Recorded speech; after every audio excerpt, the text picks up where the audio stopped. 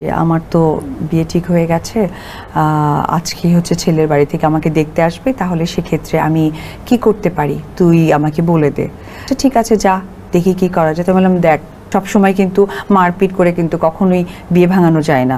সম্প্রতি একটি ইন্টারভিউতে অপু বিশ্বাস বলেন, বেশ কিছুদিন ধরে আমার পরিবার আমার দ্বিতীয় বিয়ের জন্য ছেলে দেখছে, কিন্তু শাকিব খান এই খবরটা জানার পর থেকেই বড় ধরনের ঝামেলা শুরু করেছে। কয়েকদিন আগে যখন ছেলেপক্ষ আমাদের বাড়িতে আসে তখন শাকিব খান লোকজন পাঠিয়ে ঝামেলা করে। আমি আসলে বুঝতেই পারছি না শাকিব খানের সমস্যাটা কোথায়।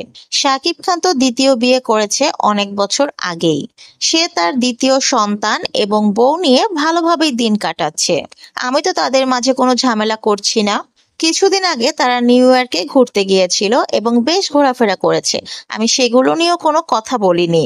তারপরও শাকিব খান কেন আমার সাথে এমন আচরণ করছে আমি তার মানে বুঝতে পারছি না। অপু বিশ্বাস আরো বলেন, বিগত বেশ কয়েক বছর ধরেই শাকিব খানের সাথে আমার বিশেষ কোনো সম্পর্ক নেই।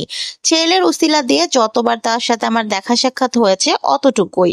আবরাম খান জয় ব্যতীত শাকিব খানের সাথে আমার দেখা সাক্ষাৎ কথাবার্তা সেভাবে কিছুই নেই।